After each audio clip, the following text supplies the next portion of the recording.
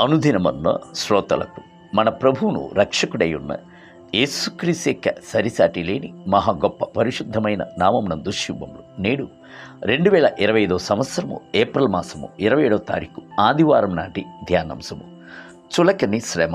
కొరింథీయులకు రాసిన 2వ పత్రిక 14వ అధ్యాయము 17వ వచనమందు మా చులకని శ్రమ మా కొరకు అంతకంతకు ఎక్కువగా నిత్యమైన మహిమ భారమును కలుగజేయుచున్నది. మనము ఈ లోకము గుండా నడిచి వెళ్ళుచున్నప్పుడు ప్రభు మనకు కొంతమందిని ఆదరణకర్తలుగా దయచేయును. ఆదరణకరమైన సమయములను దయచేయును, పరిస్థితులను దయచేయును, స్థలములను దయచేయును. అయితే మనము ప్రభువును ఆనుకొనక ప్రభు మనకు అనుగ్రహించిన ఆదరణలను ఆనుకొనుచున్నప్పుడు ప్రభు వాటిని మన వద్ద నుండి తీసివేయుచుండును.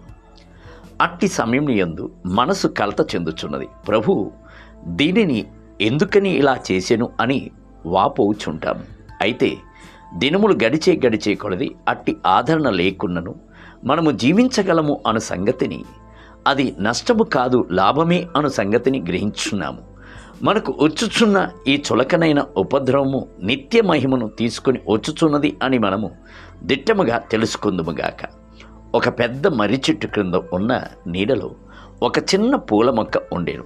ఆ చెట్టు యొక్క కొమ్మల క్రింద ఆ పూల మొక్క ఆనందించుచుండేను. అయితే ఒక దినమున ఆ నేల యొక్క యజమానుడు తన యొక్క క్రూరమైన గొడ్డలి చేత ఆ పెద్ద మర్రి చెట్టును నరికి పడవేశాను. అందువలన ఆ చిన్న పూల మొక్క కన్నీరు విలపించింది. అయ్యో, నా దాగుచోటు పోయనే, నా నీడ పోయనే, తుఫాను వచ్చినట్లయితే నేను ఏమి చేసేదను అని అంతా బోరుమని ఏడ్చెను. అయితే కొంత సమయము గతించెను. ఆ పూల మొక్కపై మధురమైన సూర్యుని కాంతి ఉదయించెను.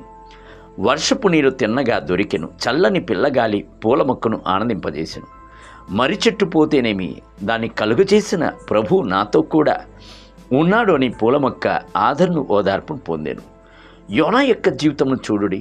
ప్రభు దేవుడిని యెహోవా సొరచొట్టొక్కటి మొలిపింపజేసి అతనికి కలిగిన శ్రమ పోగొట్టుటకై అది పెరిగి యోనా తలపైగా నీడును ఇచ్చినట్లుగా ఆజ్ఞాపించెను. ఆ సొరచెట్టు ఏపుగా పెరిగెను.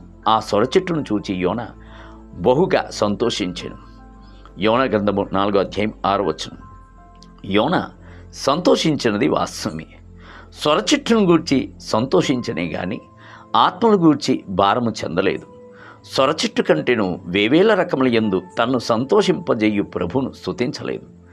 మరుసటి ఉదయమునందు దేవుడు ఒక పురుగును ఆజ్ఞాపించగా అది ఆ చెట్టును తొలిచినందున చెట్టు వాడిపోయాను.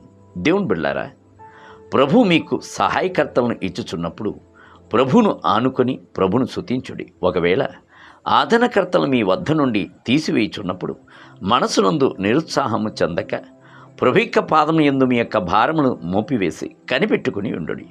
ప్రభువును ప్రేమించు వారికి సమస్తము మేలుకై సమకూడి జరుగుచున్నదని విశ్వసించి ఎల్లప్పుడూ ప్రభువునకు స్తోత్రము చెల్లించుడి.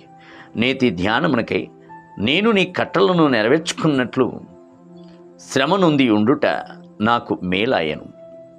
వేల కొలది వెండి బంగారం నాణెముల కంటే నీవిచ్చిన ధర్మశాస్త్రము నాకు మేలు.